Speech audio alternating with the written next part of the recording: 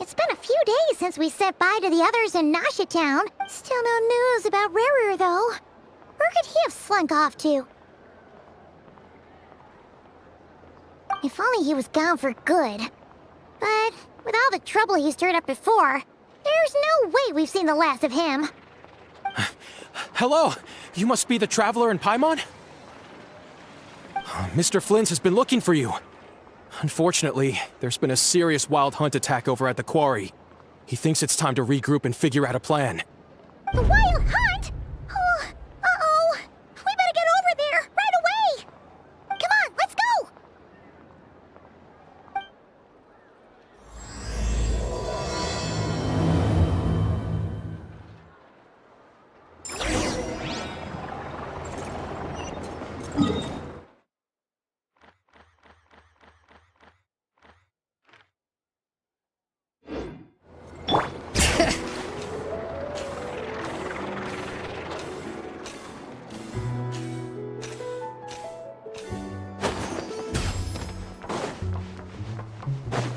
Faster! Stronger!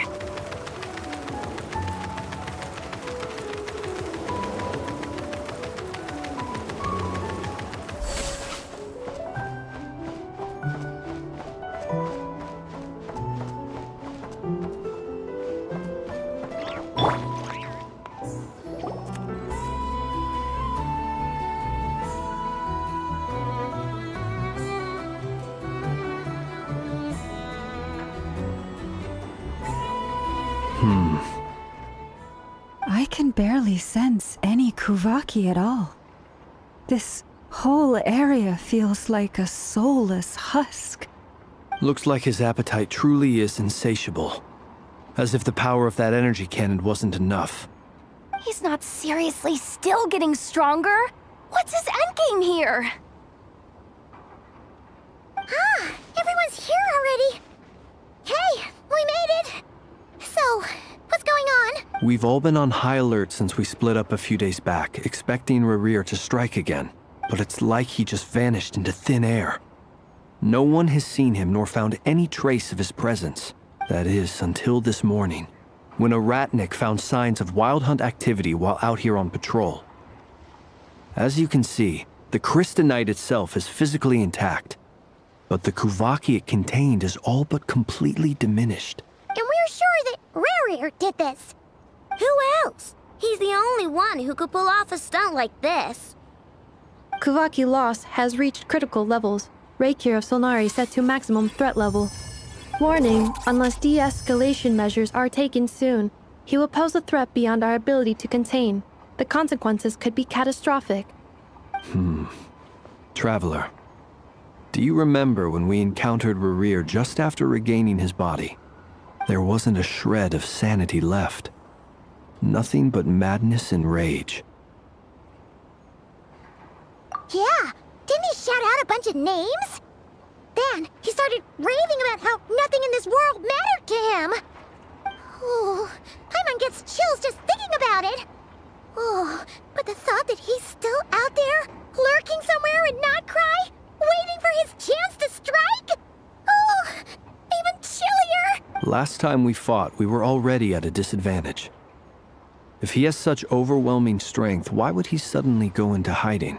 Yeah, if I were him and I wanted more Kuvaki, I'd just take it by force. No point staying in the shadows, unless something went wrong. His whole resurrection thing didn't exactly go smoothly. The other thing is, how does someone who's completely lost their mind still have the wherewithal to cover their tracks so perfectly? Beats me. According to certain medical studies, insanity does not always entail a complete loss of rationality. It may be that he is simply living in a world of his own. That actually sounds about right. He was ranting away to himself the whole time, like he had zero interest in talking to us. There are many unanswered questions here. He could be right under our noses, and we'd still be in the dark. Besides his name and title, we know little about him. Certainly nothing about his past, or what he might be hoping to achieve. Exactly. And we wouldn't even know where to begin looking. Even Boss hadn't heard of the Rahir of Solnari before all this. I'd be willing to bet that even if we gathered together every scrap of intel in Nodcry, we still wouldn't find more than, like, 3 useful facts about him. So, if we do nothing, he'll just keep getting stronger. But if we want to investigate him, we have no idea where to look.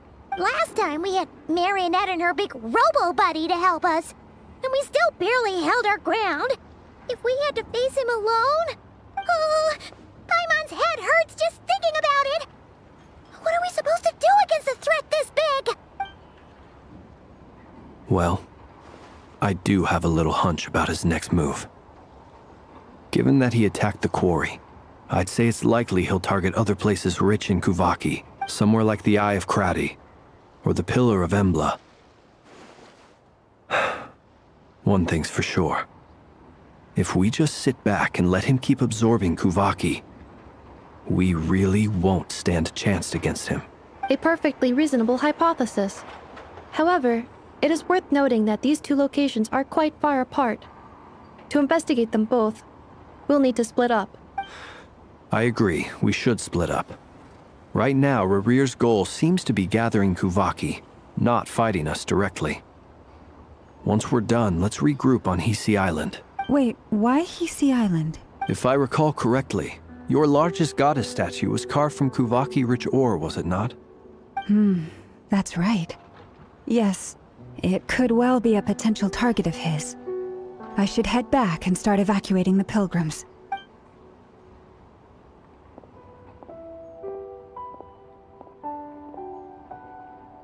Splitting up's always gonna be risky. But I guess we don't have much choice, right? And if we do run into Rear, what then? That's when you follow the 3rd rule of treasure hunting. Run like the wind. Didn't you say the 3rd rule was go with the flow?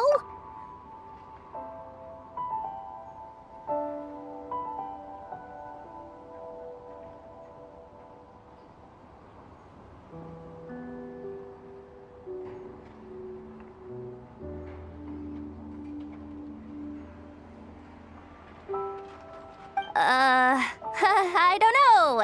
Did I? Anyway, whatever.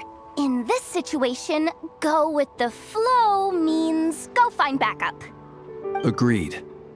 If anyone finds so much as a trace of Rarir, do not pursue him. Get out of the area and alert the rest of us as soon as possible. We need to put safety first. All right, we'd better get moving. Come on, Anefa, let's go.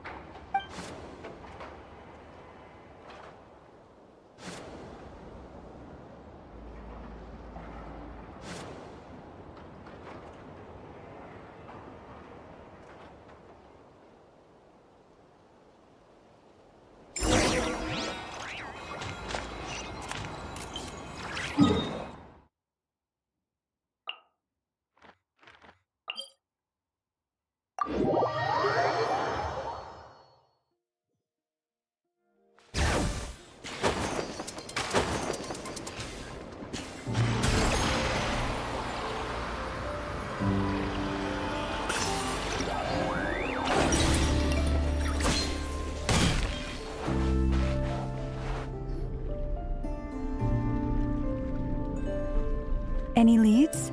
Nope. Diddly squat.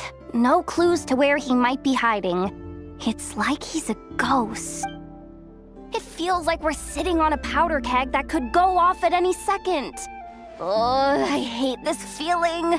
I'd rather face him head on than be left hanging like this. So, you guys didn't find anything either? Not loving the word either. How about you, Flintz? I questioned a few Ratniki and eventually narrowed my investigation down to one suspicious individual. But by the time I got to his place, he was already gone, almost as if he knew someone was on to him. Either that or he's just extremely cautious and doesn't stay in one place for long. He's been biding his time for a while now. The question is, where or what is his next target? No idea. Since regaining his body, he seems to have lost all interest in the fragment in my possession. If he did still want it, he's had plenty of chances to take it. All we can do now is hope that Ino and Anefa turn up some leads. Darn it, Rerir! If you've got the guts, come face me one-on-one! Wait, he's actually here? I didn't mean it! I swear! No, it's coming from Silver Moon Hall. The Lady Kutar might be in danger. Let's get over there, quick!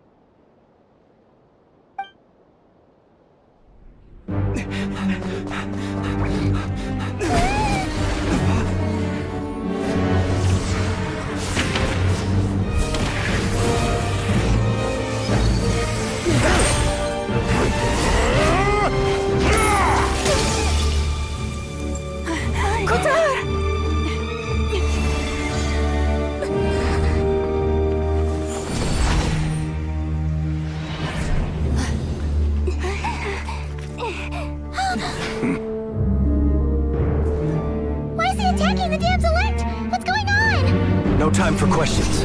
Stop him!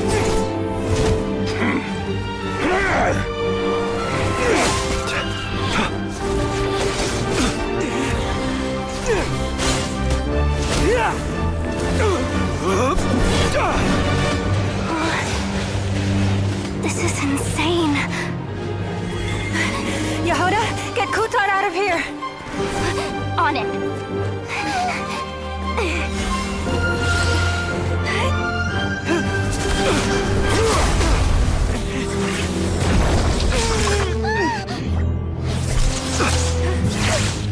Look where your feeble light has gotten you. Now you shall plunge into darkness. Thalindus, soon I will find a way. Watch out!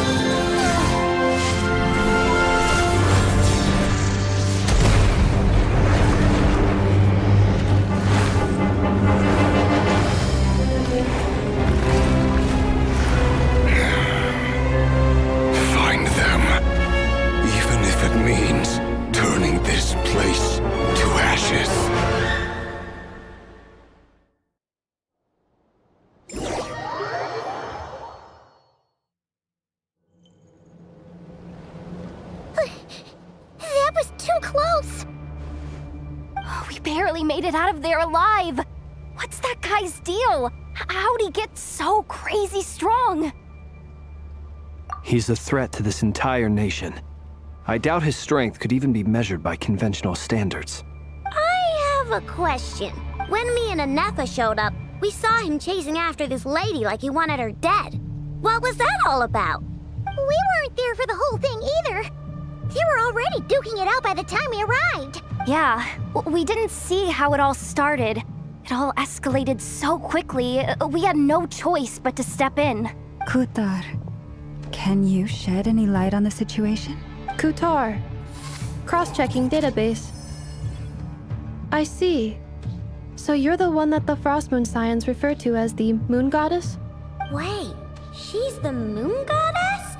Oh, no wonder she looks just like all those statues. There are many reasons why people might worship the moon, and just as many why they might despise it. I've never met that person before, but there was no mistaking his deep-seated hostility towards me. Why he holds me in such contempt, I cannot say. But since he hunts the power of the moon, it's no surprise that I am a target. Kutar. There are many potential motives. For instance, you help the traveler escape his grasp. This could be his way of taking revenge. It is also possible that he covets the Kuvaki inside you and seeks to take it for his own. The list goes on. But right now, devising a counter-strategy should be our #1 priority. The likelihood of this location being discovered is close to 100%. A counter strategy? But we don't stand a chance against an enemy like this. Surely our only option is to run. He's not gonna chase us to the end of the world, right? So as long as we can sneak out of Nodcry undetected. No, I can't say that. Come on, Yehoda. This is serious stuff. You can't suggest we all just chicken out. Running is our only option. Huh? You seem surprised. But what other choice do we have? We are facing an enemy we cannot possibly defeat in battle. Well, I mean, yeah, but still. It's not too late. I can distract him, so you have plenty of time to make your escape. Wait, what? You're gonna act as bait? Doesn't that make sense? I'm the one he's after. There's no need for you to risk your necks on my behalf. A coyote doesn't stop for bypassers while it's howling at the moon. What is it, Loma? The Frost Moon Scions have already grown accustomed to life without their goddess. My presence here is no longer essential, and this is not my home, so you needn't ask me to stay. We can't just roll over and let him get away with this. That's not our style. Yeah. We can't just call it quits after everything we've been through together. Besides, she pretty much saved my life back there. If I just ditched her now, I'd never forgive myself. We can't overlook that you have saved our lives multiple times now. To talk of returning the favor would be a little crass for my liking. But suffice to say that we are friends, and friends look out for one another. Riri's true objective remains unclear. Even if we were to sacrifice Miss Kutar, there's no guarantee he would stop. But Kutar, I know why you left the Frost Moon Scions so long ago.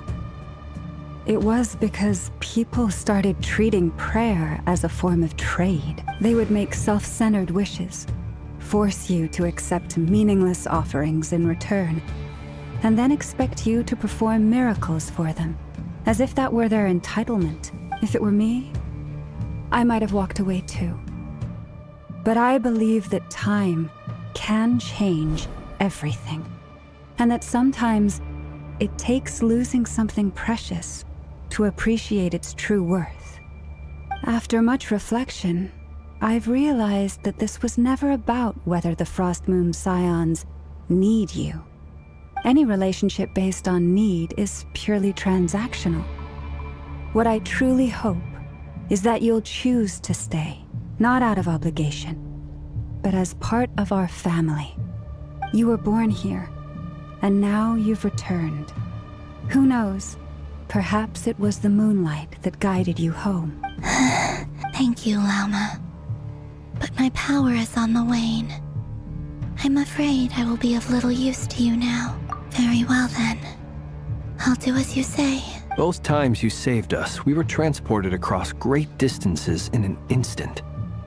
Is that one of your powers as the moon goddess? It is, but I find it very draining. I barely managed to pull it off just now, and it will be some time before I'm strong enough to do so again. Rejected by the world, my power is dwindling. Like a lake cut off from its source, slowly shrinking away. Now, it has almost run dry. What do you mean, rejected by the world? The 3 moons belonged to the ancient bygone era in which they came into being.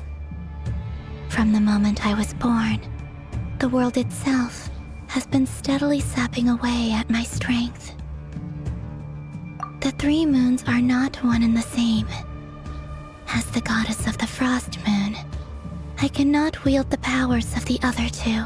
Yet Moonlight has a way of blending together. Each can reflect the other's glow. So when our fingers touched, I was able to restore my strength by drawing Kuvaki from the eternal moon's marrow. But this method of recovery is painfully slow. If only we could find the... It's the Wild Hunt! Even faster than we expected. We'll have to finish this conversation later. See how those Wild Hunt creatures are running away from us. They're likely just a scouting party, which means Rerir won't be far behind. Then what are we waiting for? Let's get the heck out of here!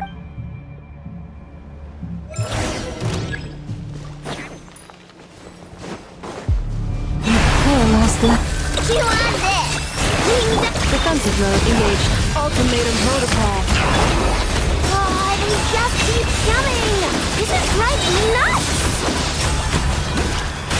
Rerir's closing in on us. We need to pick up the pace. There's too many of them! And this time, we can't fall back on Guitar's help to escape! This goes on much longer.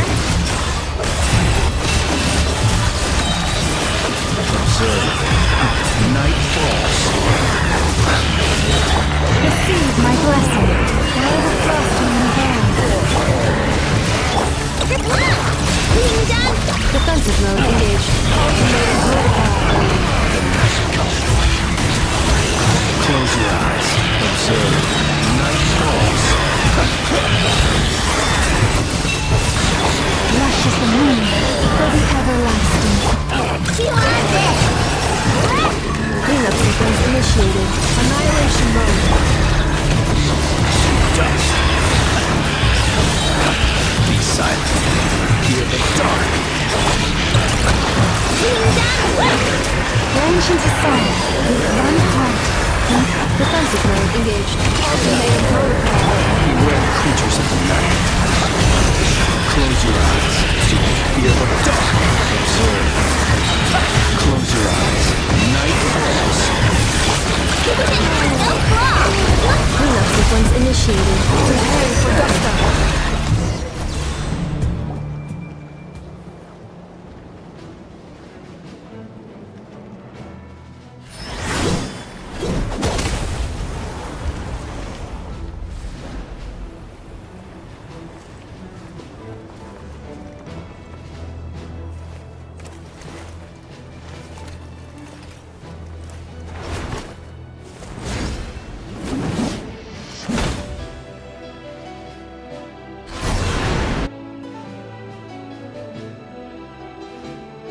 What's the matter? Bit off more than you could chew? Who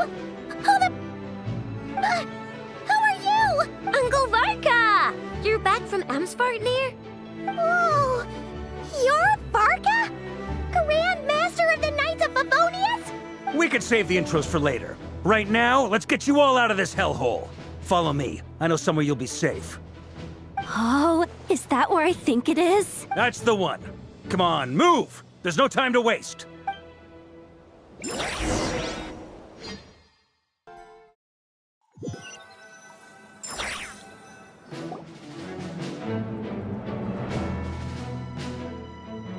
Wow!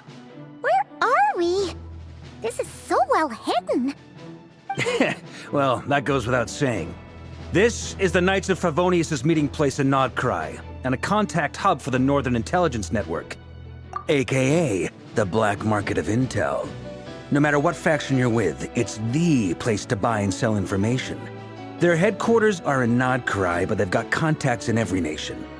As an expeditionary force on foreign soil, working with them has offered us the most effective way of getting our hands on reliable local intel. This is where we meet, so naturally, it's secure. Anyway, where were we? Folks from Nodcry should be pretty familiar with me by now, but I believe this is the first time we've met. Allow me to introduce myself. I am Varka, Knight of Boreas, and Grand Master of the Knights of Favonius. We've heard all about you. This meeting's been a long time coming. You look way younger than Paimon expected, but you definitely have that Grand Master vibe. Well, I'm no spring chicken. Just not showing my age yet. Definitely feeling some of that back pain today, though. Rushed back from Amsfartnir without a wink of sleep, only to get right into another fight with that freshly revived maniac. Another? You mean you fought him before? Yep. He wasn't nearly as strong back then, but he was still a formidable foe. I brought some of the knights along to give him a little surprise, but he saw us coming from a mile off. My squad took heavy injuries, and I barely made it out alive myself. We knew it might have been our last chance, so we staked everything on it. But still, it wasn't enough to stop him. I tried tracking him down afterwards, but he didn't leave a trace. Even in his unhinged mental state, he's as cautious as any trained operative. So, I decided to come find you. And as luck would have it, turned up to find you being ambushed by the Wild Hunt. The rest, you already know. Is that why he's been frantically absorbing Kuvaki these past few days? Because he sees you as a threat? Maybe I'm part of the equation, but even if I weren't, I'm sure he'd still be gathering power. He's clearly working up towards something. Note to self, Uncle Varka's strength rating officially upgraded. Guess it's my turn to ask questions now. So, what exactly has been happening in Nodcry? Why has the Wild Hunt returned in humanoid form? And why is it after you? That's a long story, but I'll try to make it quick.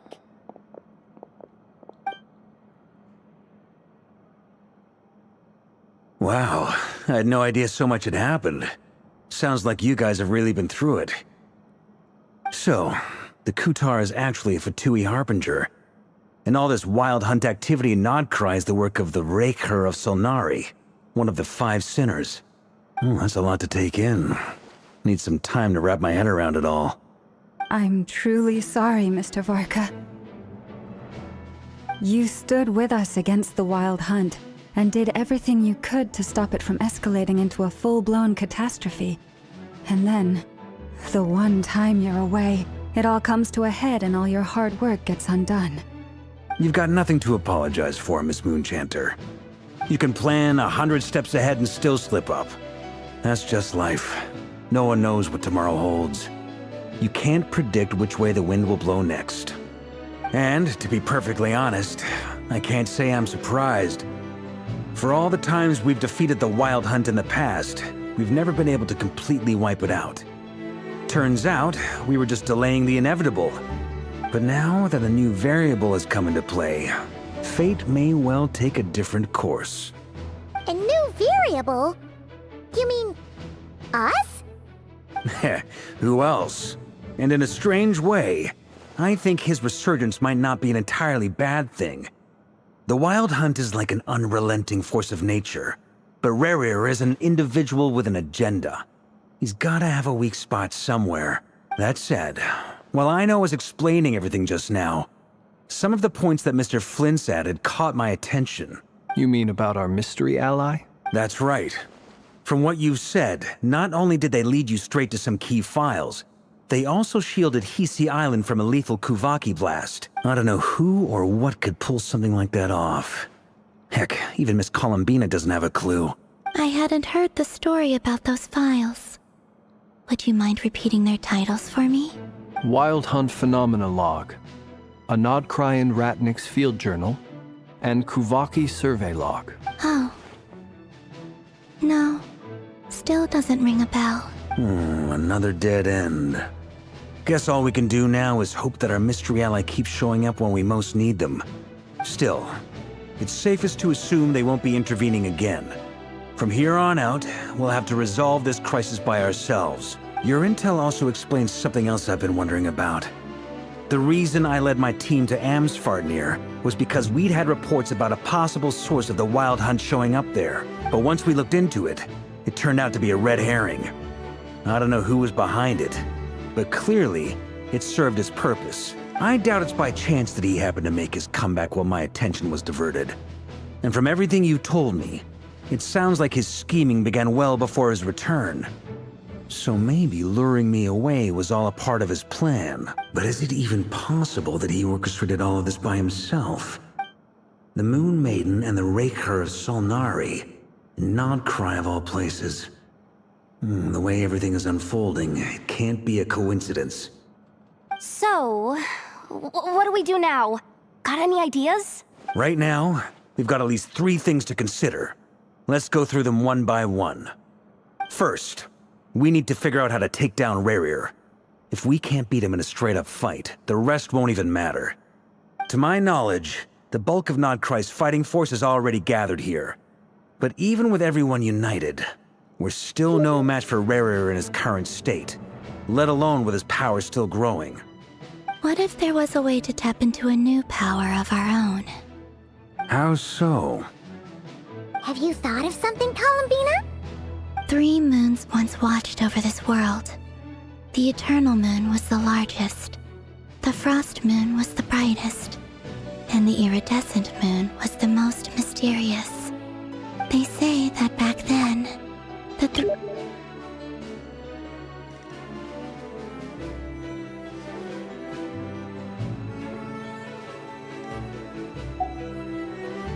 I now bear the Frost Moon's power, and the Eternal Moon's marrow resides within the Traveler. Hold on. Are you suggesting? The iridescent moon, the last piece in the puzzle. That's right. If we can find the Iridescent Moon's marrow, I will be able to regain my strength much more quickly. The 3 moons are said to stir the tides and illuminate all things. Perhaps they hold further secrets beyond our understanding. According to my analysis, the solution is feasible. However, it is subject to one major condition. How do we locate the Iridescent Moon's marrow? I know a way, but we will need to visit the Fatui's Experimental Design Bureau. The Experimental Design Bureau? Are you saying we need to involve Marionette? Yes. I must speak with Sandrone. It's a long way from here to the Experimental Design Bureau. There's a high chance you'll be spotted. You shouldn't go alone. Then that's settled. Next up, our second priority. Somehow, we need to figure out Rerir's end goal. As you saw for yourselves, when he was still in his wild hunt form, everything he did was for the sake of recovering his body and resurrecting himself. His first act since then, after laying low for a while, was to try and assassinate this young lady. People's obsessions often reveal their greatest vulnerabilities. There must be a reason why he despises the moon so deeply. Perhaps it sheds some light on his title, the Raker of Solnari. The Wild Hunt has plagued Nodcry for centuries now. If we want to stop it for good, we have to get to the root cause of what's driving it. It's true. We still know very little about him. If Kuthar hadn't given us that lead, we wouldn't even know his name. But where would we even start?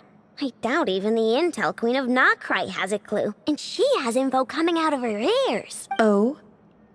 That's a rather hasty conclusion for someone who's so painstakingly meticulous when it comes to dealing with machines. Ah, she heard me.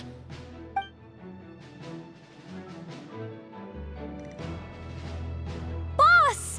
What are you doing here? I'm now asking myself the same question. I received a letter from a humble knight of Favonius, requesting a meeting to discuss a major business deal. But it looks like this humble knight had something else in mind. Details. Miss Neffer, the important thing is that you've arrived at the perfect time. Since his failed ambush, I've been racking my brains trying to come up with a plan to fight Rerir.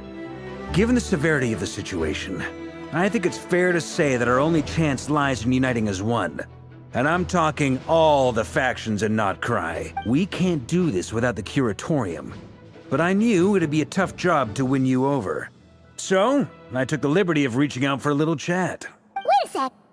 How did you even hear about this place, Neffer? Didn't you say this is meant to be the Knights of Favonius' meeting spot? And a contact hub for the Northern Intelligence Network?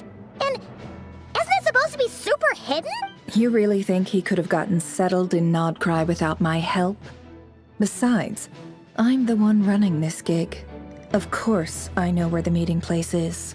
Allow me to introduce the current head of the Northern Intelligence Network. If it's intel you're after, she's your woman.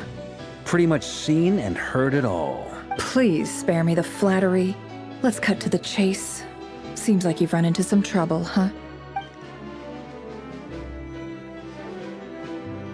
Well, this certainly qualifies as an unforeseen crisis. On behalf of the Curatorium of Secrets, I wish you all the best of luck. So you're just going to sit this one out? Why should I get involved? What could possibly be in it for me? What if we told you we can't do this without you? Oh? Then I'd say you'd better make it worth my while. I don't work for free. I can't put a price on something like this. It's just not in my nature. But then again, you and I have always been polar opposites in this regard. So I can't exactly say I didn't see this coming. If you insist on compensation, I will pay you. Consider this a formal commission. Sound fair? You just don't give up, do you? Too bad. I know you well enough to know you can't afford my prices. The riskier the job, the more it'll cost. And a moon chanter's stipend isn't exactly generous. Unless you're planning to start passing the donation box around among the faithful. Boss, just a thought. If they come up short, maybe you can take the difference out of my next few paychecks. Things got really dangerous during the fight with Rerir. If this girl hadn't saved me, I'd be ley line fodder by now. I'd be gone for good, boss. If there's any way we can make this work, I'd really like to help her. Please? I'm begging you. This is why I'm always telling you never accept favors. They are the hardest debts to repay. You have to be careful who you get involved with, or you invite all kinds of misfortune. Very well. Yehoda, I will help. But just this once. Don't count on this happening again. Flynn's. That fragment that Rerir was after. Do you still have it on you? Of course. Let me borrow it. I need it to follow up on some leads. Wait, you actually have some lead? Shh. This is top secret information. I get it. We all have things we'd rather keep to ourselves. Plus, I know we can count on you. So we'll leave the intel gathering in your hands. And that brings me to the third and final item. We need to find a way to distract him. We need time to make our move, so someone will have to stall him. I'm in for this part, no matter what. Anyone coming with? Count me in too. Come off it, you two. Quit playing hero. I'm way ahead of you here. Inefa did a scan of the Moon Goddess's Kuvaki signature, and we're gonna use it to make some decoys over at the kekekeke craft shop. Anyone who's in? Follow me. Once they're ready, we'll deploy the decoys across Nodcry. So as long as the rest of you keep moving, he won't catch on to your scent and won't be able to track you down. I like it. Genius idea. No biggie. All right then, we'll split into 3 teams. Once your team has finished their mission, return here and wait for the others. Dismissed!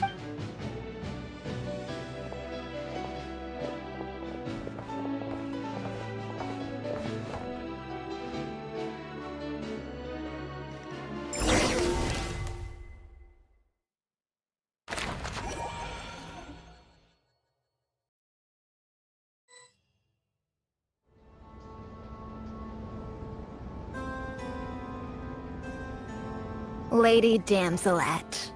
Wait, and you two? What are you doing at the Kuvaki Experimental Design Bureau? We've been doing our best to mind our own business lately. But if you're just gonna waltz up here like this, you're seriously pressing your luck. Don't blame us for doing what we have to. Huh. You really think that's gonna scare us off? We're not looking for any trouble. I just want to see Zandrone. Do I need to remind you that you're still a wanted fugitive for deserting us? Out of consideration for our former ties and the crisis we're all up against, we'll let you leave in one piece.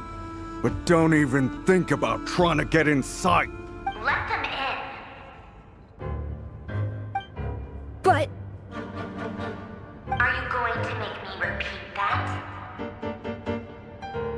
No, my lady. Sandrone seems to be in a good mood. Must be maintenance day.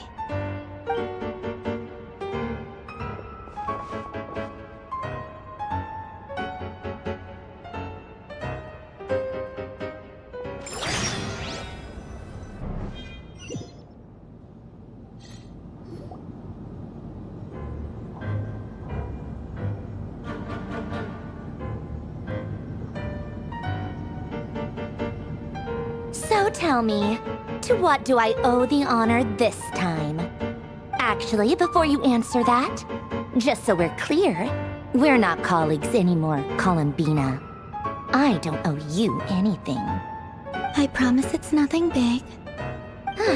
It seems like you've gotten the wrong idea here. The only reason I let you in was because I was bored. It seemed like a way to kill some time and satisfy my own curiosity. Whatever miscalculations I may or may not have made in the past, I haven't lost the plot enough to even consider sticking my neck out for your sakes. I'd like to speak with Arlecchino. What? Huh? You mean the knave? I'd like to speak with Arlecchino. Is she in Nodcry?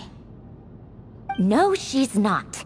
Once the work on this facility was completed, she went back with the Rooster and Regrator.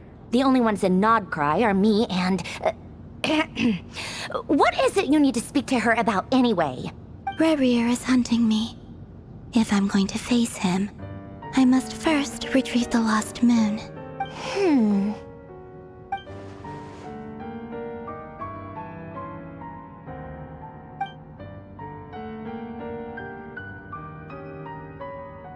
Is that a no, then? As if I need reminding. I was this close to settling things with him before someone decided to whisk me away to their weird little garden. Have you held any tea parties lately? Tea parties? Yeah, obviously. You don't seriously think we'd pack it all in just because you aren't here. If anything, they've been more eventful than ever. Just me, Arlecchino, and a bunch of insolent, insensitive guests who won't stop asking where you've gone. Oh, they've been a real joy. I bet you served them the worst tea you have. Just like you used to do to me when I upset you.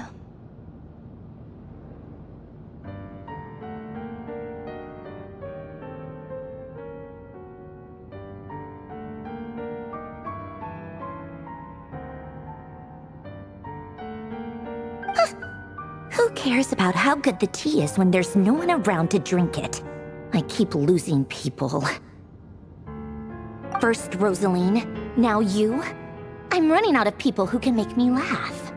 Honestly, what could be more ridiculous than the multi-centenarian goddess, who's only ever had the plain herbal tea she received as offerings? You'd always brew a different type of tea for me each time. Was it really just to see how I'd react?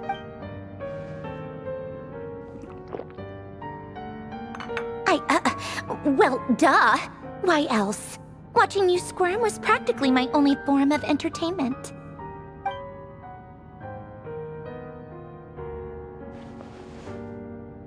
Oh, yeah. And Capitano sometimes used to bring Tartaglia around, too. But I guess we won't be seeing him again. Well, I guess we are overdue for a get-together. Polonia! Have Febronia pass a message to Arlecchino for me. It's time for tea. Will suffice. Pass along a message for me, too, if you would. My body cannot contain the marrow of 2 moons, so I'll be leaving one of them in her care. Excuse me? Who said you were on the guest list? If my tea meant that much to you, maybe quitting the Fatui wasn't your brightest move.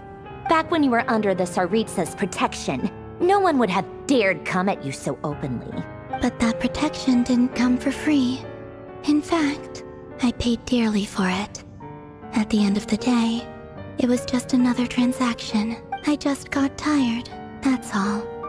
I never wanted any part in their grand ambitions, and I've had enough of being treated like a bottomless supply of power. It brings back memories from the old days, when I was still worshipped as the moon goddess. Centuries on, it may be a different group of people, but I see the same greed in their eyes. I figured you'd leave eventually. You didn't have as much of a reason to stay as I do. The Tsaritsa gave you shelter and protection, but that was it. Nothing more, nothing less. Meanwhile, the Fatui demanded everything from you in return, until it was more than you could bear. I get why you left. And frankly, I have no interest in dragging you back just because the higher-ups told me to. But if you keep hanging around with this riffraff, the next time we cross paths, we might be enemies for real.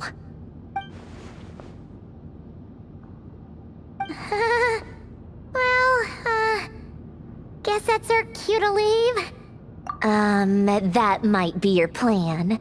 But it sounds like someone else wants you to stay a little longer. Huh? What do you mean? Listen.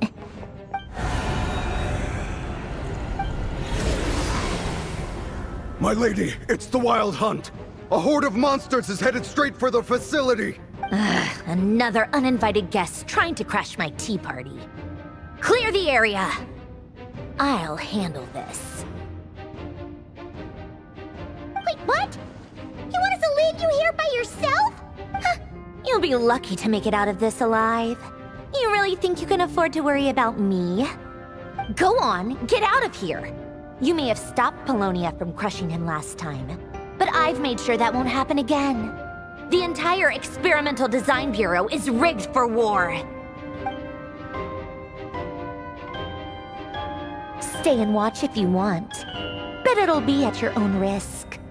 You're not flagged as friendlies in the weapons system. Don't tell me what to do! Look, if you're leaving, make it quick, or you'll just get in my way. There's a secret passage on the second floor. It'll take you right to the plains out back. Stare all you want, Columbina. You're not getting another invitation to my tea party. I know. But thank you anyway, Sandrone. This is exactly why you shouldn't hang around with those people. All their melodrama and sentimental nonsense is rubbing off on you.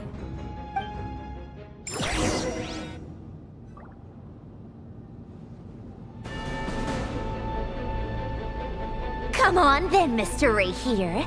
Let's pick up where we left off. It's your Wild Hunt monstrosities versus my beautiful creations. Let's see who comes out on top.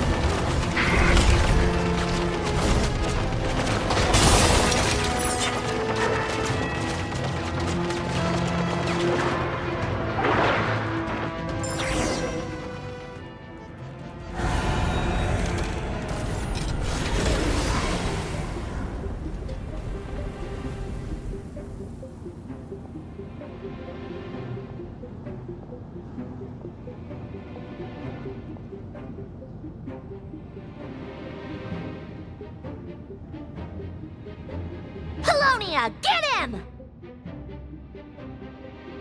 I've upgraded Apollonia again since our last encounter, and uploaded every last scrap of your data. So let's finish this, once and for... She's not here. Where did she go? Hey, over here, you big... Curse it. Moon. Go. Keep searching. She cannot have gotten far.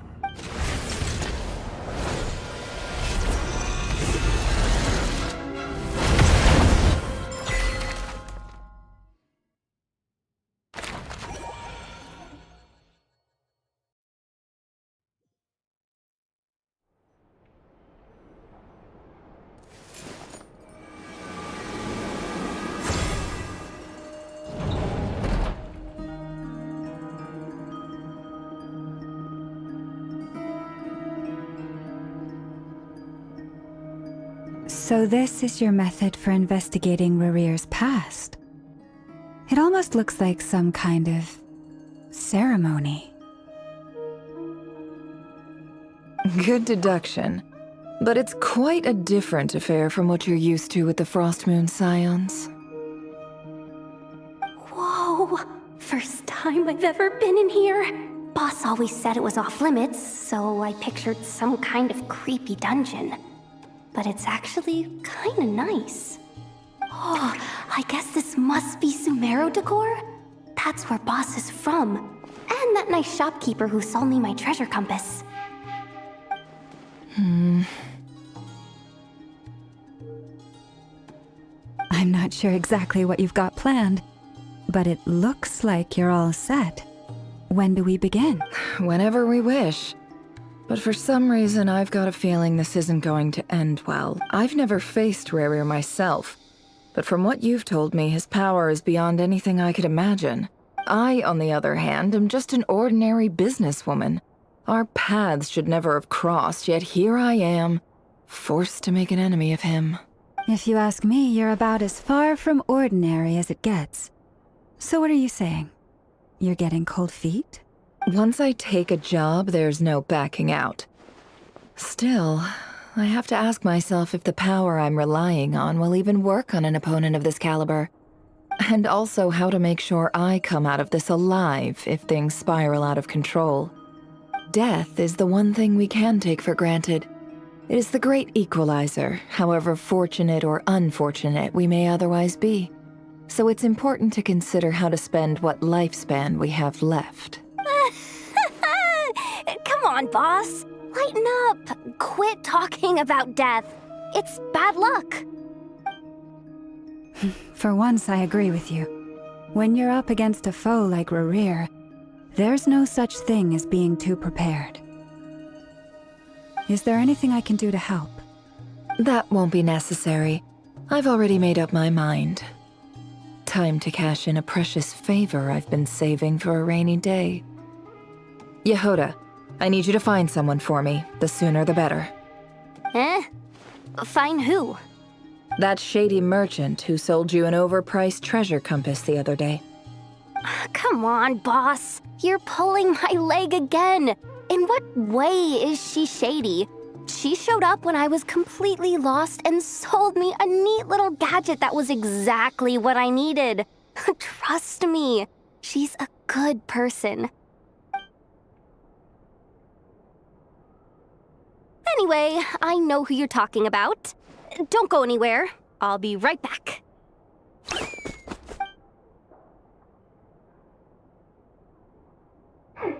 Quit grabbing me. I genuinely can't run any further.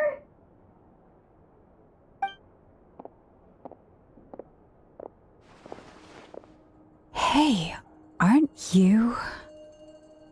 What is it? What's the big rush?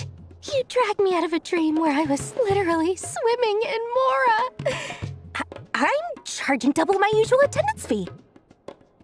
See, look how easygoing she is. After that rude awakening, she could have completely snapped at us. But instead, she kept it together and just asked for an extra fee. Dori Sangama Bay? I never would have pictured you two doing business together. If you want to make it big in Nodcry, it's all about connections. Lady Nefer just so happens to have a lot of intel that interests me. And she also did me a big favor in the past. It was back when I first arrived in Nodcry. My trusty assistant, the genie in my lamp, had an adverse reaction to the Kuvaki and fainted.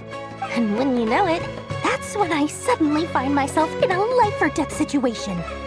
Good thing my compatriot was there to swoop in and save the day. I've been giving her a 30% discount off all of my goods ever since. Now, so that no one here feels left out, I'm willing to extend a 20% discount to fellow friends of Boss Nefer. Plus, any other friends you send my way will enjoy 10% off. What can I say? The great Lord Sangamabe is nothing if not generous. So, let me guess. You've run into some trouble? I've got everything you could possibly need, and the more you buy, the more you'll save. You guessed correctly. What have you got in the way of survival gear? The one type of gear I've never been short on. What are you looking for? A jetpack fresh from the Academia's labs? An ancient suit of armor dredged up from the bottom of the sea? At the very least, I need to know what kind of opponent you're dealing with here. If even you're worried about staying alive, it must be pretty serious. What if I told you it's someone with the power to bring a nation to its knees?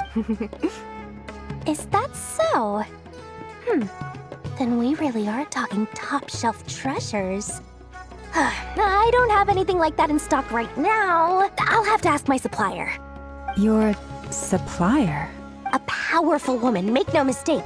I can't reveal her identity, but luckily for you, I hear she's planning to visit Nodcry in the near future. If you're willing to wait, I can ask her when she's here. Can't say exactly how long that'll be, though. Then let me put it another way. What would you do if you encountered an enemy like that? Roll over and serve yourself up on a silver platter? Of course not! I have a handy little trinket from one of my generous suppliers, which... Hold on. What exactly are you getting at? No, this is for my personal use only! Let's just say I'm borrowing it, all right?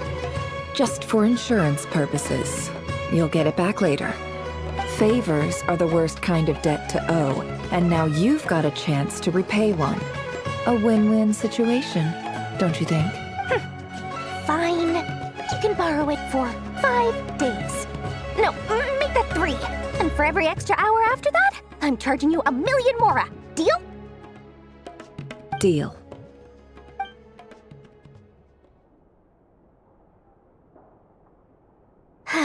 What a way to start the day. Now, was there anything else you wanted? Or can I go back to bed now?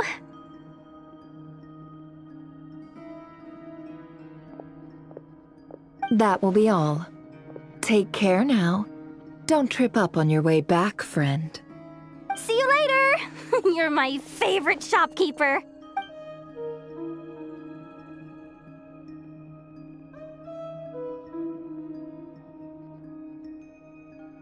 Excellent.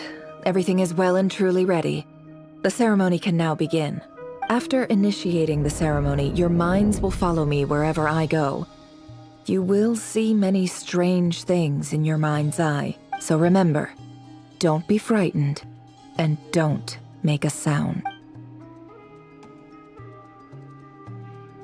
Now then, let us peer into the Raker of Solnari's past.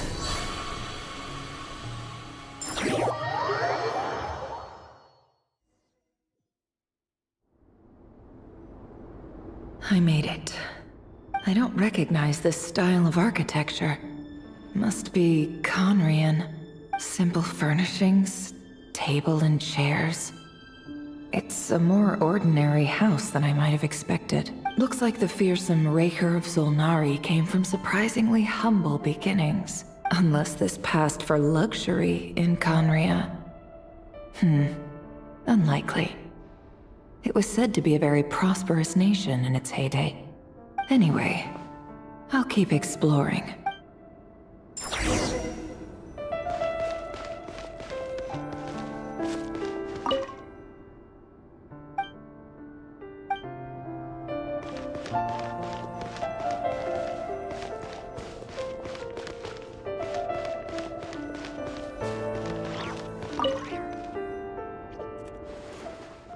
Hi, River.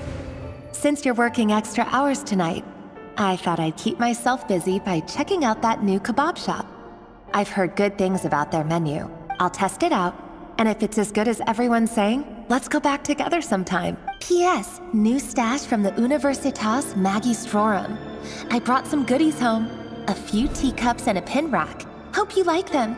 They didn't sign their name. But they must have been close. Sounds like they were living together.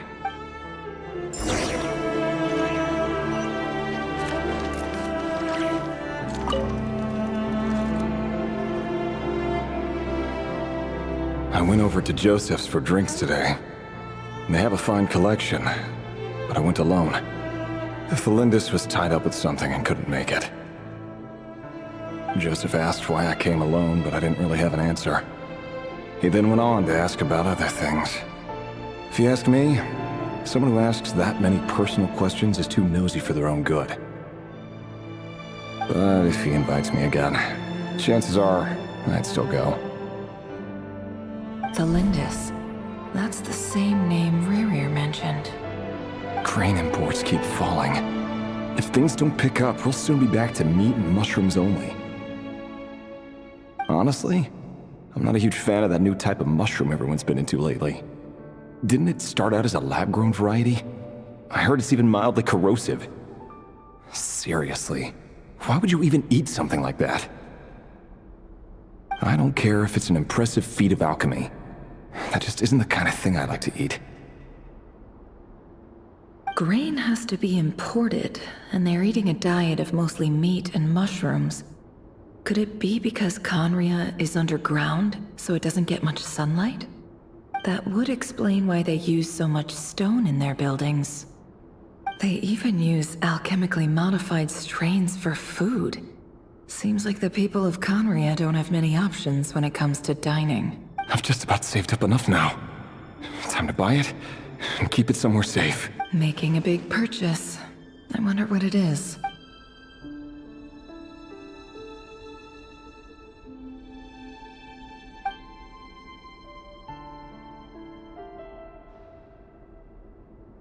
He really is a professional. No wonder he's so good at covering his tracks. Despite what he's become, it seems like he's retained certain habits, at least in this regard.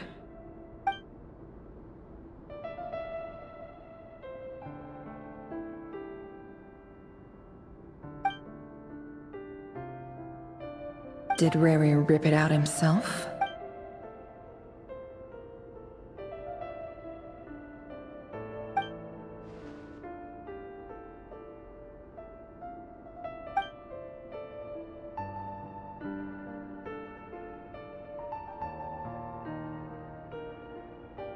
Before I met you, I was convinced that my heart was nothing more than a stagnant pool.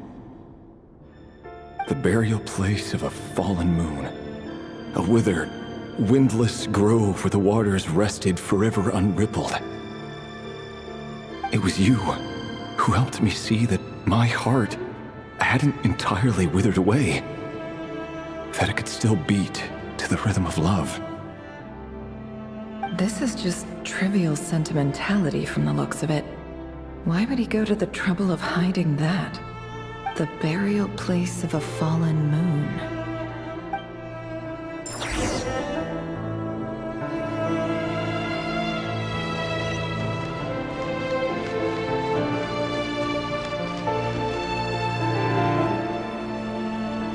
Rerir, over here. Dane! Oh, and, Vedelin here? What a surprise to see you here, sir. Hello there, Rerir. You need not address me so formally outside of court. He doesn't get that much free time, so I invited him over for a drink. Even the court prophet deserves a break every now and then, right? Well, I'm flattered. So, what are we discussing today? Hey, don't look at me. As far as I see it, we don't need an excuse to have a few drinks. Come on, don't give us that. Didn't you say you were about to pop the big question? How's that coming along? Who'd have thought the great Twilight Sword was an even greater gossip?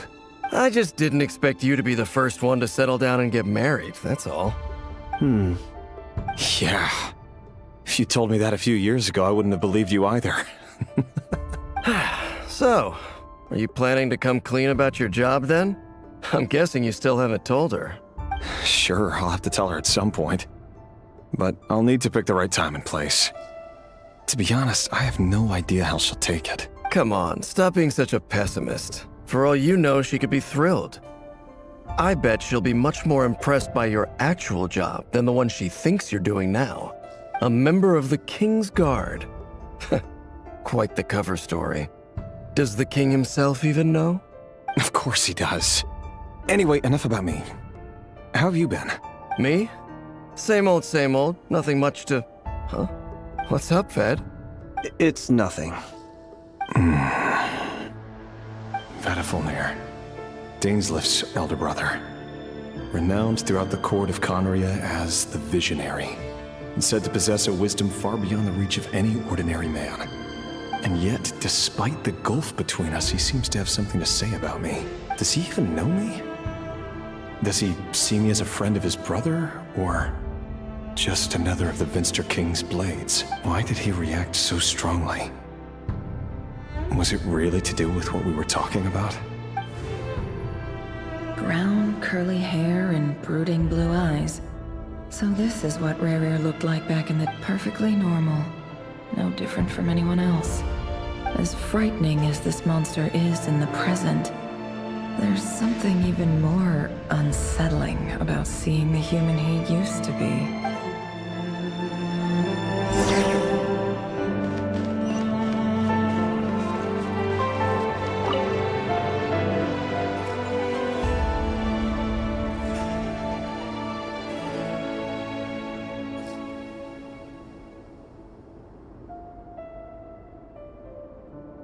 Felindis?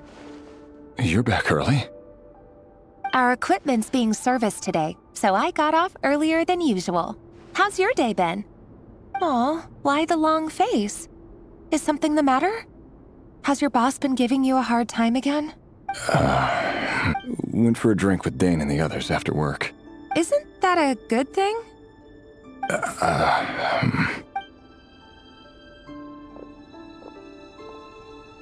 Vedifulnir showed up today, too.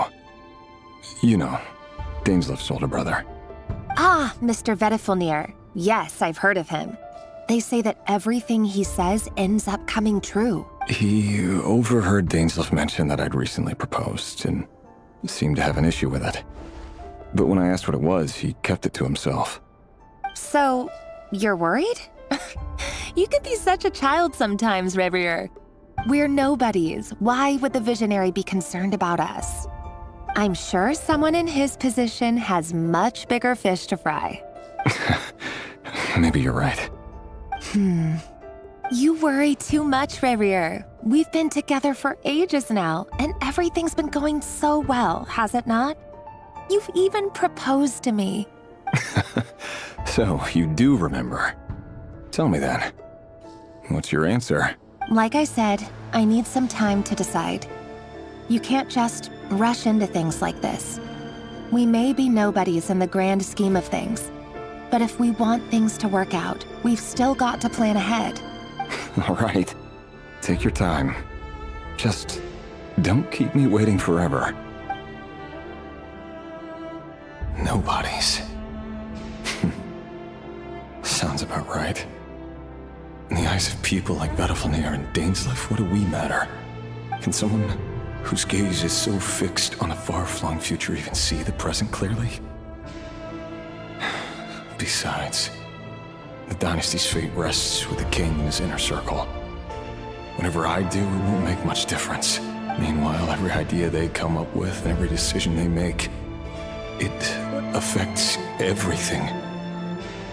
These days, the king is lost in his research, and the purge of the Crimson Moon bloodline grows ever more intense. The opposition tried to speak out, but nothing came of it. And I'm under no illusions as to why. Because we eliminated them and got rid of their bodies.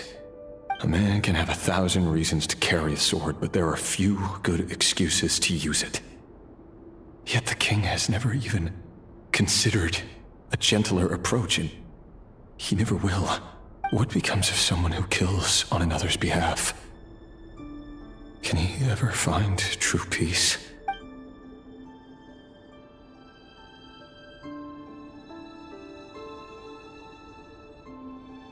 Thelendis?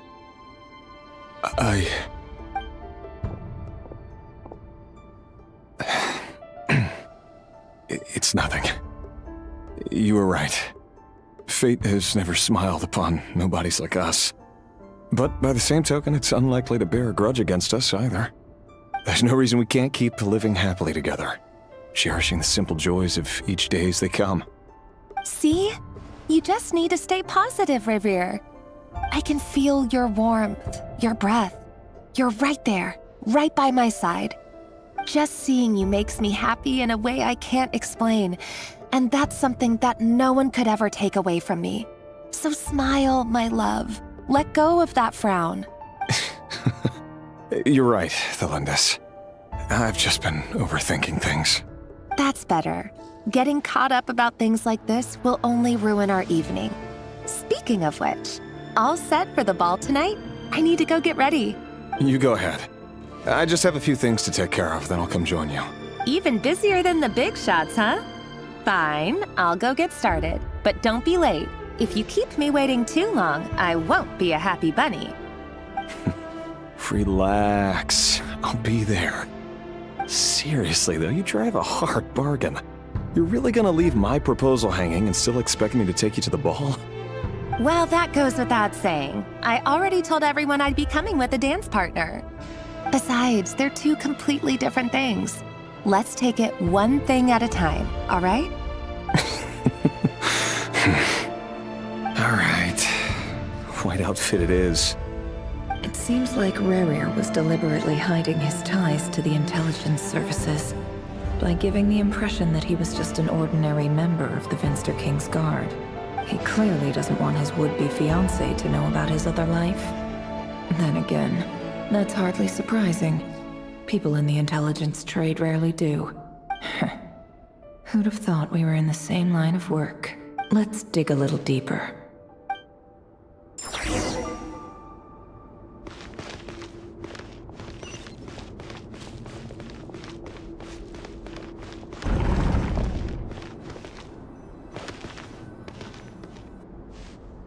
Our last operation was a resounding success, and all thanks to you, Rehir of Solnari. In total, we apprehended 32 dregs of the Crimson Moon, and 67 accomplices. After all these years since the dynasty's fall, so many of them still linger on. Indeed, it cannot be denied. Yet it was destiny that the Crimson Moon should be overcome by the eclipse, and that His Majesty, the all-seeing Vinster King, now guides our nation on the path to prosperity. Conria has no further need for a dead moon. But alas, there will always be those who refuse to see the truth, choosing instead to romanticize the past. That's not entirely true. Much about the Crimson Moon era was worthy of remembrance. And that's exactly why they keep trying to see it restored. Many of its secrets remain unsolved to this day. As it happens, that's precisely the field of study my partner is devoted to. You still haven't told her what you really do for a living. Where would I even start? How do you tell someone that you're one of the king's hand-picked executioners? That your hands are steeped in blood? You didn't choose this life, any more than I did. Orphans like us don't get a say. But I'll sure as heck be the one to pay for it. Speaking of which, we need to be more rigorous in the way we identify direct descendants of the Crimson Moon. Someone, it seems, has strong opinions about my future plans. Most likely my marriage in particular. I have a feeling that we may soon become targets of the Crimson Moon's retribution. Your concerns are not unfounded. They've taken out many of our colleagues these past few years, and for that very reason. These are no helpless lambs we're leading to the slaughter. They're wolves in sheep's clothing. Take care, Rehir of Solnari. I look forward to toasting you at your wedding. Thanks, Thorkel. You look after yourself, too.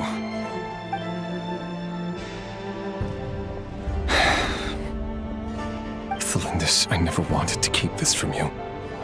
You're the last person I would ever want to lie to. But that's exactly why I can't tell you everything. There are things you shouldn't know. Things you cannot know. The Moonlit dynasties are a thing of the past. Yet even now, with the sun shining high in the sky, there are those who would call forth a dead moon's ghost.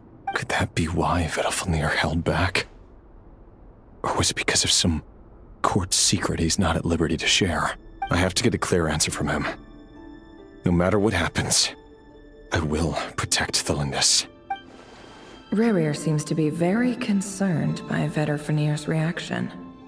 Vedalfnir and Dainsleif, the Visionary and Twilight Sword. So that's what they were really like. I've investigated this whole area now.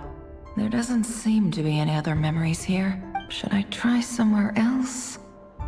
Wait a second. What's this black smoke?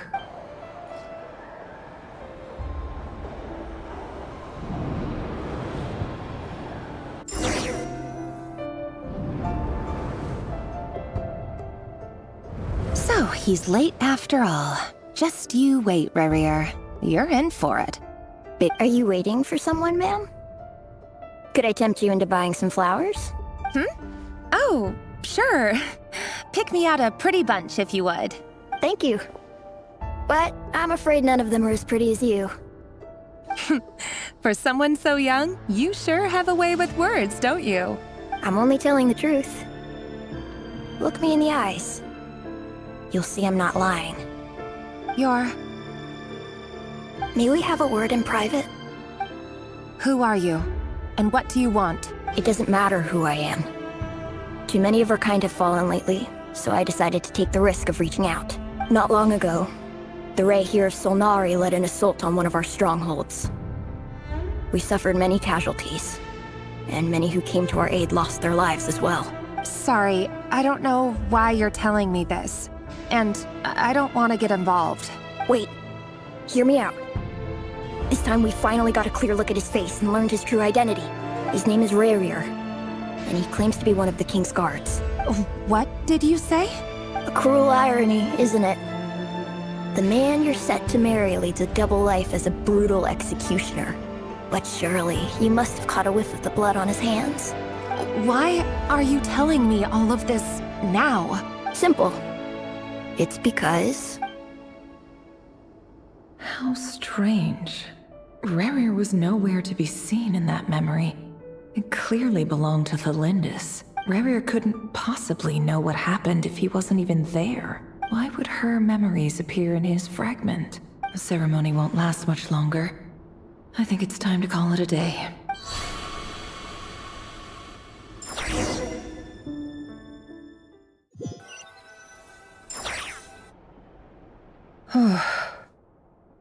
So that was your doing? Did you just pull us inside Rerir's fragment? Any more questions, and I'll have to start charging. I had no idea you could do that, boss! Seriously, that was amazing! We're not worthy. We're not worthy! I gotta admit, though, I'm itching to see what happens next. Feels like we barely scratched the surface. I'm just as curious as you are. But the ceremony only allows for limited time inside. That's all we can see for now. Luckily, we managed to learn quite a lot. So far, so good. I just hope the others are doing okay too. Especially the group with the Traveler. Their mission is a risky one. Let's hope it's all going smoothly. If you're worried about them, go see how they're doing. If I know boss, she's gonna need some time to write up all the details and make sure it's all coherent. I'll stay behind to lend a hand, but feel free to head back and meet up with the others.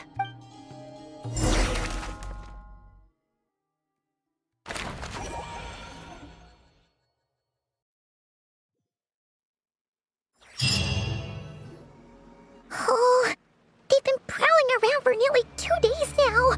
These things just won't quit. Oh. Yeah, but with them constantly sweeping the area, our way out is completely blocked. Oh, that's never gonna work. One little slip up and it's game over. If they spot us, they'll run straight back to Rare. And once he knows we're here, it won't be long before he's breathing down our necks again. Oh, guess you're right. All right, time to zip it.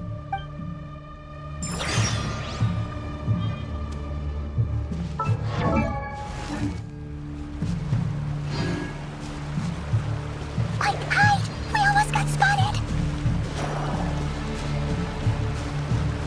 Phew! That was a close call.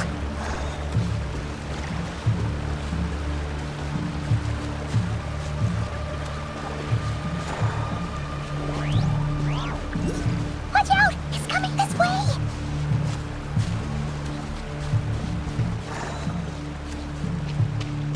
Keep going. We're nearly there. This is the final hurdle.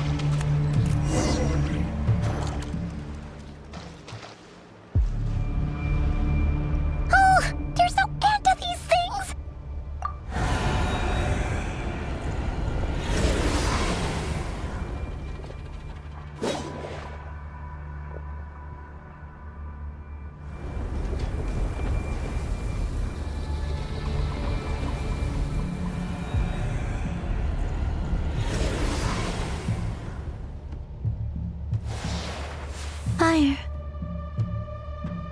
Fire? Wait, what's that smell? Oh no! There's a fire!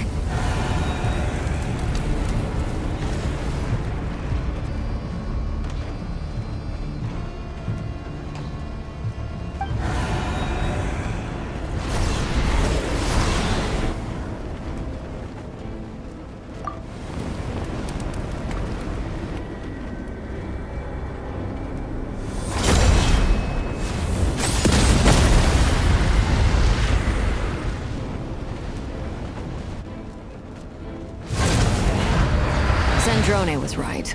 You look weak, Columbina. The old you would never have let such lowly creatures bar your way. Word has it that you did something for the Tsaritsa, and that's why you've lost most of your power. Freedom comes at a heavy price, doesn't it? It's Arlecchino! You came! Hello again, Columbina. And greetings, guests of the House of the Hearth. It's been a while, Arlecchino.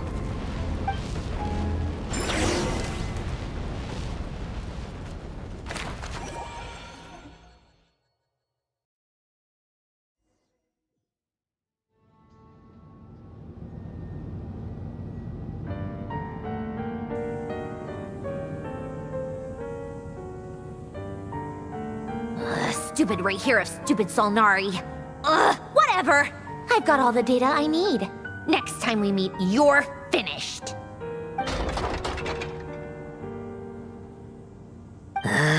He sure doesn't pull his punches.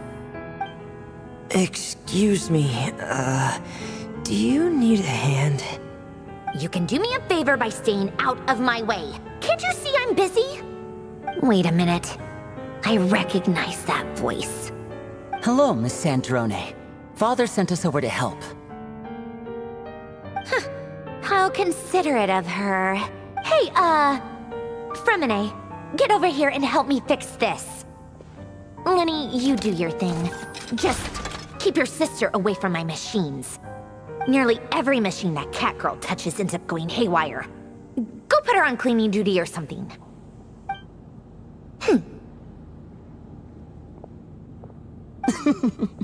Then let's start downstairs. Fremine, we'll leave this place to you. You've got it. Wait a second. Pretty sure there's still some tea in the cupboard. If you want some, you'll have to make it yourselves.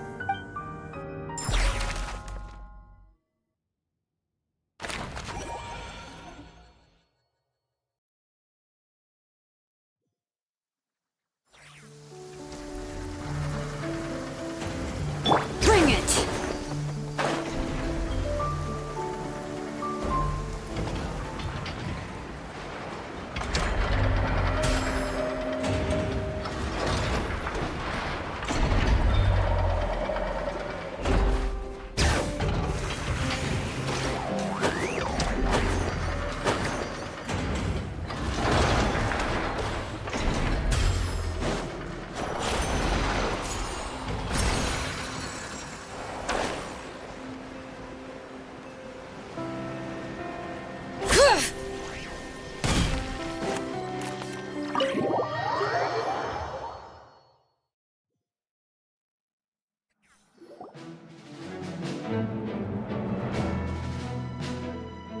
It's a relief to see you all made it back in one piece. Huh? Feels like there's quite a few people missing. Where's Flint's and the others?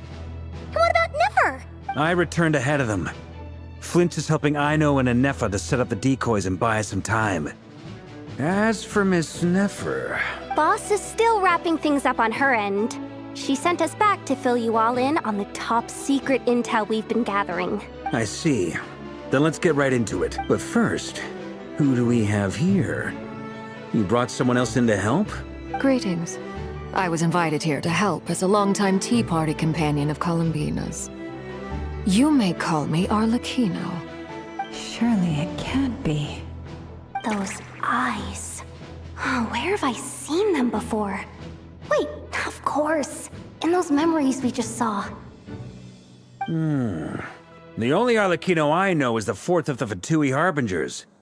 So either you share a pretty uncommon name, or you're more than just a Tea Party buddy.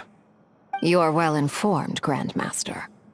A man from Mondstadt living all the way out here in Nodcry, and yet the people and affairs of Snezhnaya seem to hold a special place in your heart. Oh, the feeling's mutual. Sounds like you know all about who I am, too. A Fatui Harbinger. The atmosphere in here just got really tense.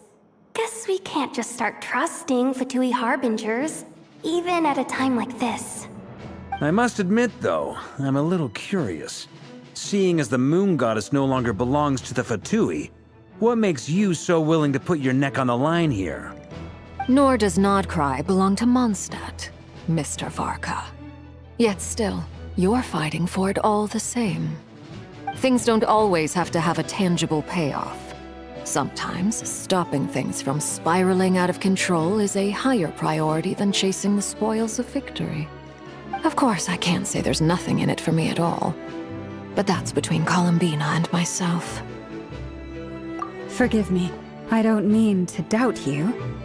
It's just that the Fatui really have been the source of many of our troubles. We have our own way of doing things here in Nodcry. But ever since they arrived, the Fatui have treated us with nothing but hostility.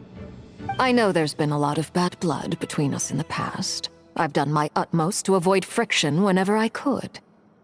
But sometimes fundamental conflicts of interest simply can't be settled amicably. That's why I'm here solely in a personal capacity. This has nothing to do with the Fatui. As a gesture of good faith, I'll be frank. I can help Columbina track down the iridescent moon's marrow, which will help her restore more of her power. Anyway, what else is on the agenda? Let's begin. She says she'll be frank, then completely skips over the details. Looks like she doesn't want to give away too many secrets after all, but she clearly wants to change the subject. It'd be awkward if I tried to bring it up again now. I guess we'll just have to go along with it.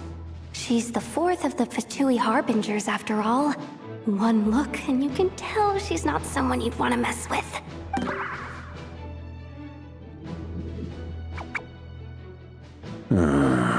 Well, since Miss Arlecchino sounds confident in her ability to handle that, we'll proceed to the next topic. Yehoda, time to share that top secret intel.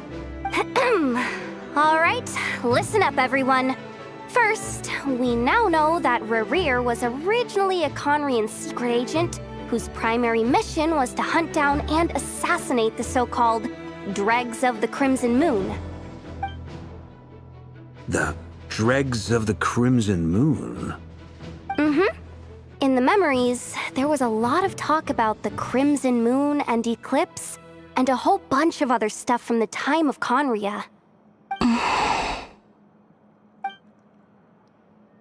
To my knowledge, those were the names of two different Conrian dynasties. Long, long ago, it is said that the people of Conria worshipped the Crimson Moon, drawing a mysterious power from its reflection. But one day, a coup saw the Crimson Moon eclipsed, hence the name of the new dynasty that replaced it, and how it became the new emblem of Conria. Still, long after the Crimson Moon dynasty had fallen, The last ruler of the Eclipse dynasty, the Vinster King, still coveted the secrets it left behind. So, he sent the Rehir of Solnari to secretly hunt down the Crimson Moon's few remaining followers. In those days, Rerir showed no signs of madness. In fact, he was as normal as any other person. Oh, and he had a fiancé, or at least a would-be fiancé, called Tholindis. What's the matter? Verfnir, Freindaughter, Flinders.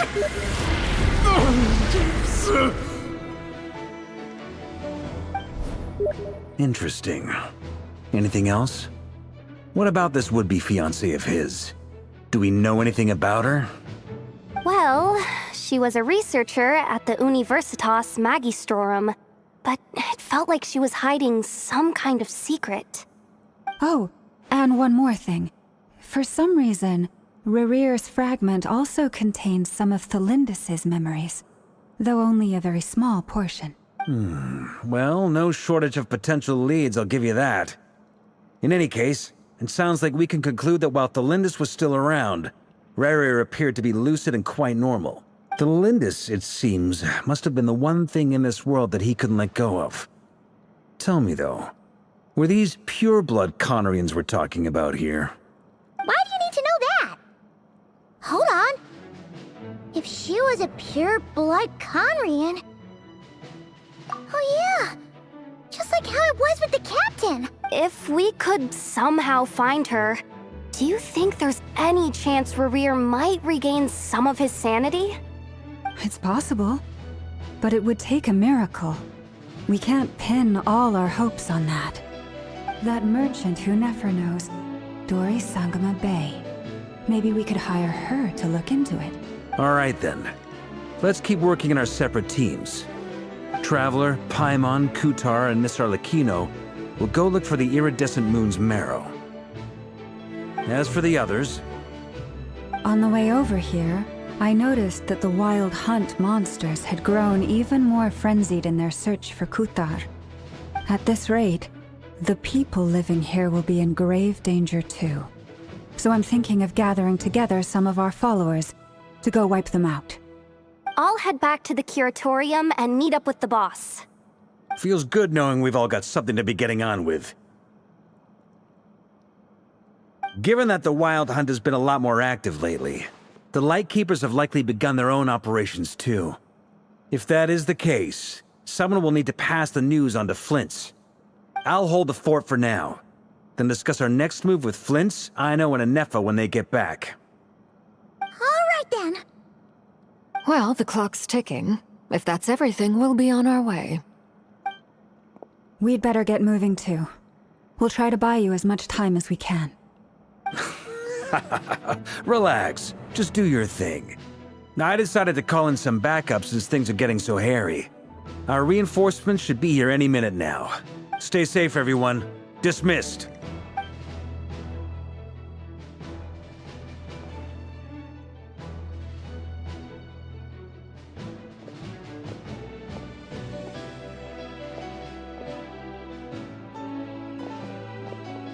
We're back. Did we get here a little early? Or a little late? A tad late. The others have already set off. To summarize, our resident moon goddess has found us a new ally, and Boss Nefer has uncovered some promising info. Everything going smoothly on your end? Not great. I don't know how long we can stall them for. The decoys are getting taken out way faster than we imagined. I'm gonna make some more later, but I need a timeout first. I'm so tired right now. Oh, right! Inefa, could you fill in Uncle Varka on what we just discussed with Flint's? Sure. Uncle Varka, you previously told us about how when you went to investigate a source of the Wild Hunt in Amsvartnir, you discovered that it was just a diversion. But according to Flint's intel, several outbreaks of the Wild Hunt had already occurred in Nodcry in the period leading up to that. That was before Rerir had regained his body, when he was far from regaining his full strength. In other words, in theory at least, he still lacked the means to act in two places at once. Flins, with everything that's been happening, the Lightkeepers across Nodcry are rallying to fight back against the Wild Hunt. They're gonna need your help.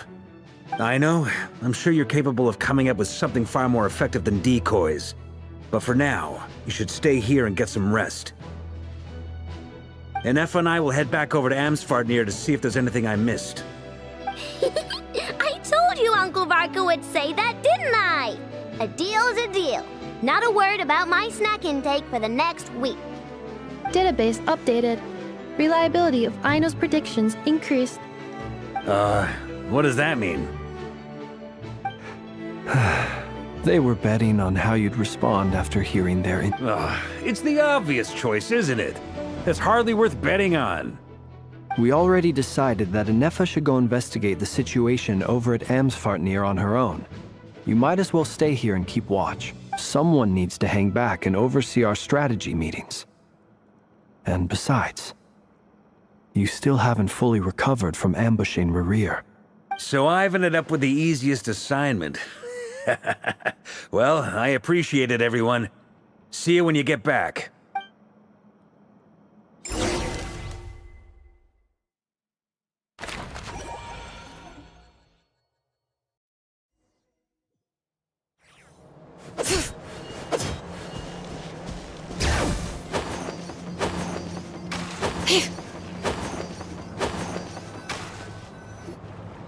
Here, this will serve as a good spot to cross over. Arlecchino, hold up a second. Since you brought us all this way, would you mind telling us what you've got planned? We still haven't got the slightest idea what's going on here. And if even Columbina doesn't know where the iridescent moon's marrow is, how do you? Simple.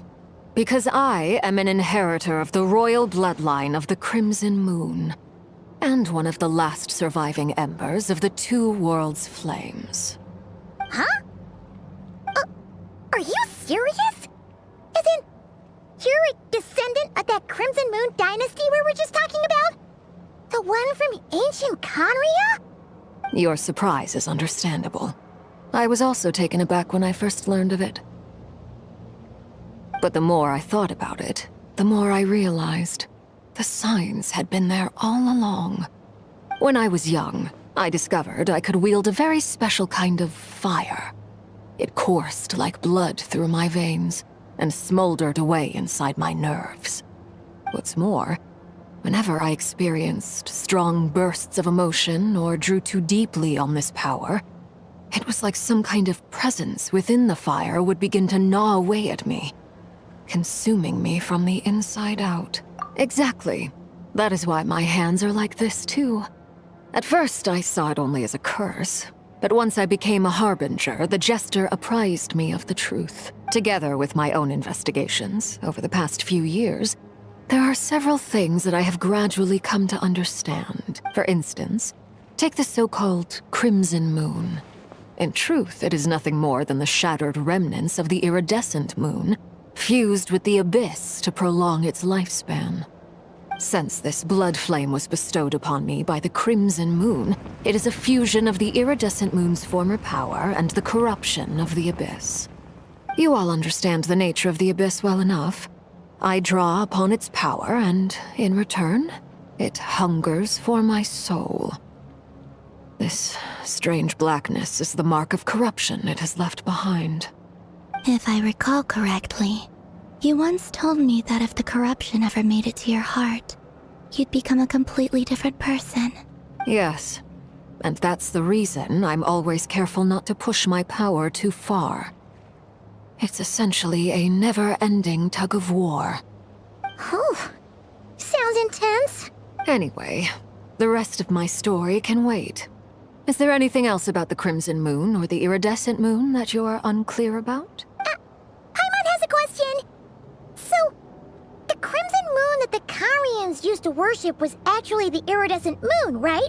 Which was one of the three Moon Sisters. Does that mean that the Carians were to the Crimson Moon as the Frost Moon Scions are to the Frost Moon? So much of that history has been lost. We have no way of knowing exactly what they were like. But I would suspect that the Conrians weren't as devout in their moon worship as it might appear. The iridescent moon's remains simply served as their link to the Abyss. Later on, perhaps someone discovered a way to make direct contact with the Abyss. Or maybe there was some kind of ideological divide. Either way, a dissenting faction staged a coup and drove out the royal heirs of the Crimson Moon dynasty. Still, even with the dark sun looming high overhead, the Crimson Moon's glow never truly faded. If you want living proof, it's standing right before you. The first time we met, I sensed something familiar in your presence. When I looked at you, I felt I could see that mysterious red moon in the corner of my eye. In your flames, I saw its broken image, surrounded by a strange black aura. Well, I appreciate that you kept it to yourself. Much about the Crimson Moon is still a mystery, and I'd prefer not to end up as the object of an insane research project. Anyway, time is against us here, so if there's any other questions, they'll have to wait. I just want to make sure I've got one thing straight. In her letter, Sandrone mentioned that since you are unable to contain the iridescent moon's marrow yourself, you intend to leave it in my custody, correct?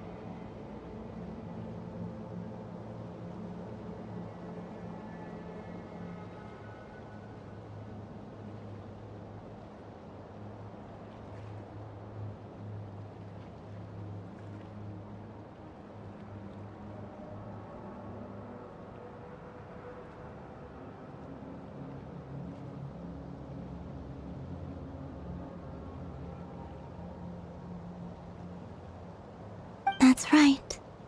For now, it's the only way I can pay you back for your help.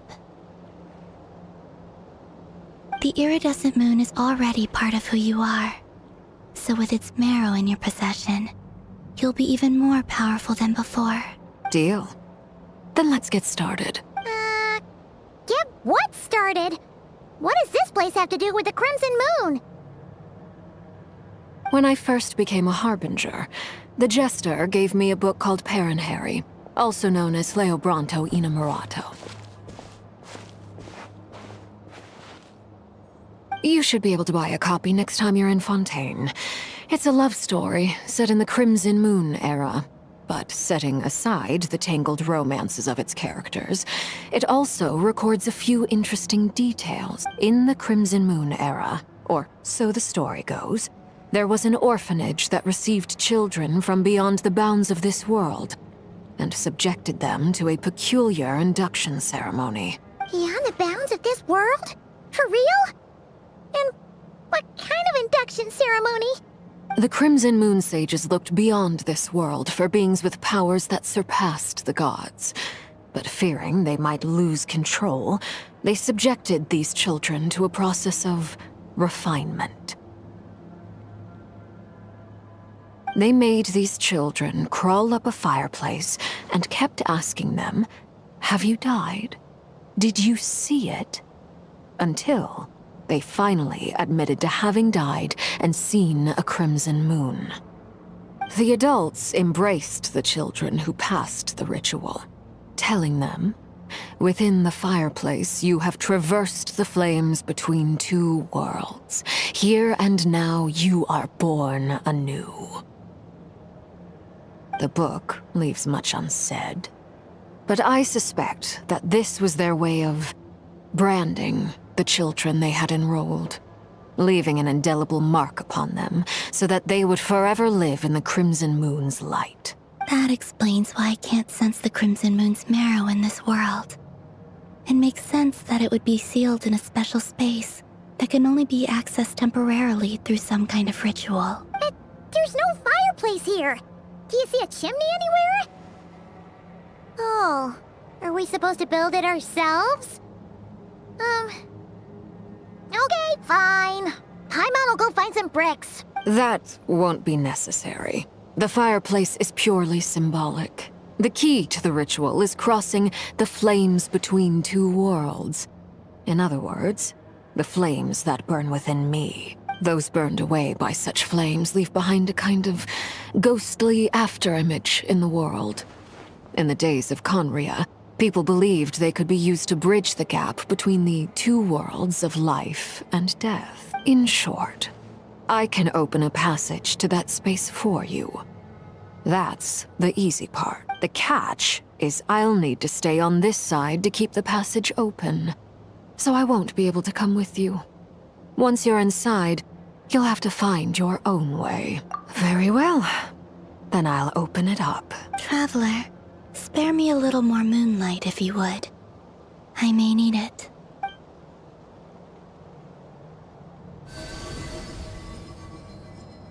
Thank you. I feel like I've recovered some of my strength now. It should be enough to move us across short distances and confront whatever dangers might await.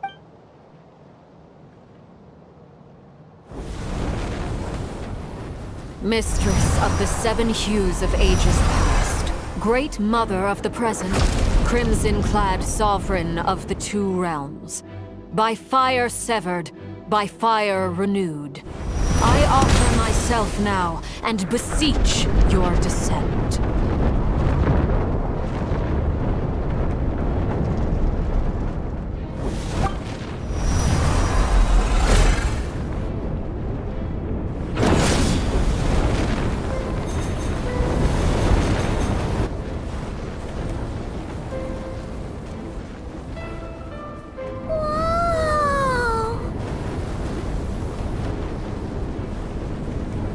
One word of advice.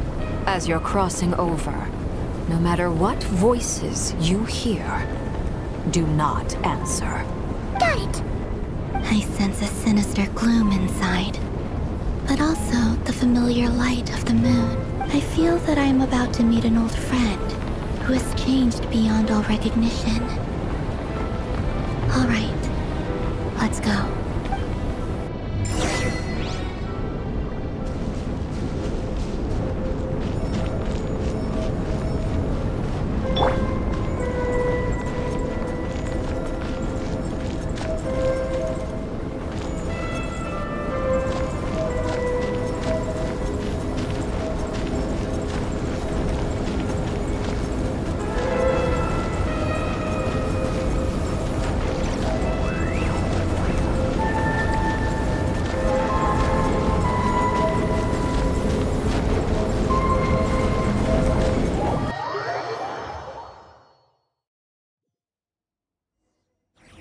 I sense your presence, and craving death and rebirth. Wait, why are you? You have crossed over from another world, transcendent itself. I have no right to.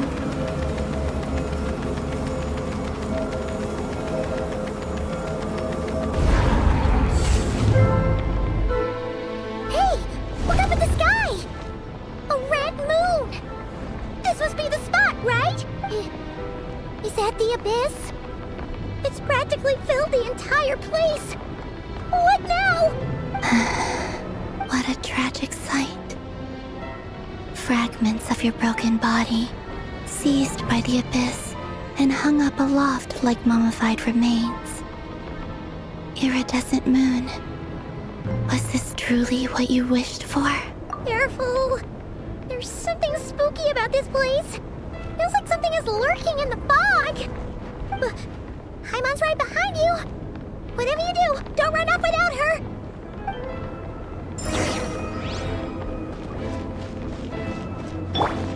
By the way, Kalambina, didn't you tell us that the iridescent moon had shattered into pieces? The moon up there looks pretty whole to Paimon. How is that possible?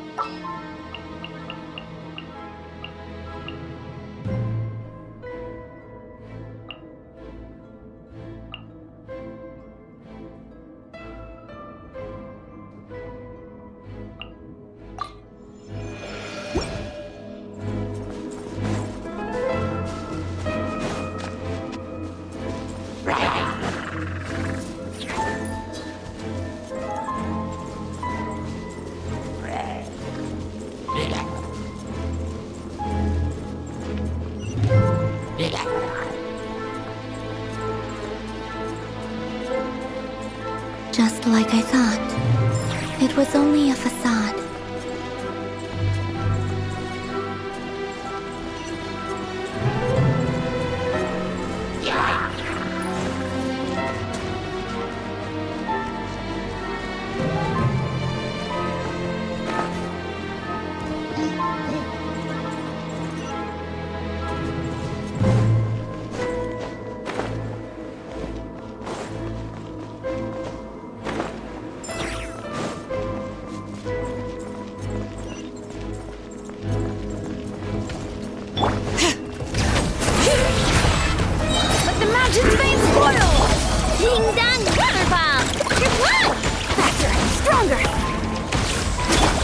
Observe. Do you fear the dark?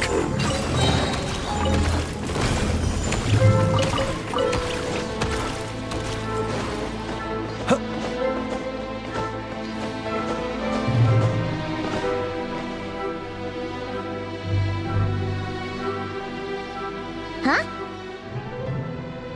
Huh? For real? That's way too high! There's no way we'll be able to reach it! No. I'm not sensing anything up there. It's coming from under the mountain. Let's see... Ah! There's some kind of weird shadow over the water! Wait, see that? Looks like a mechanism of some sort. Let's check it out!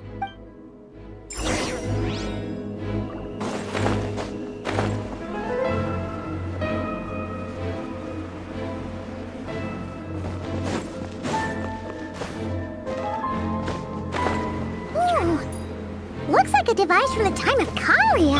Maybe people once came here to study the Crimson Moon's domain, and they left this behind.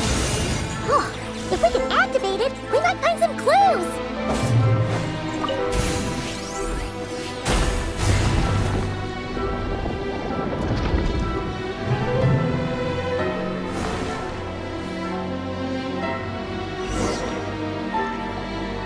Hey, look at that!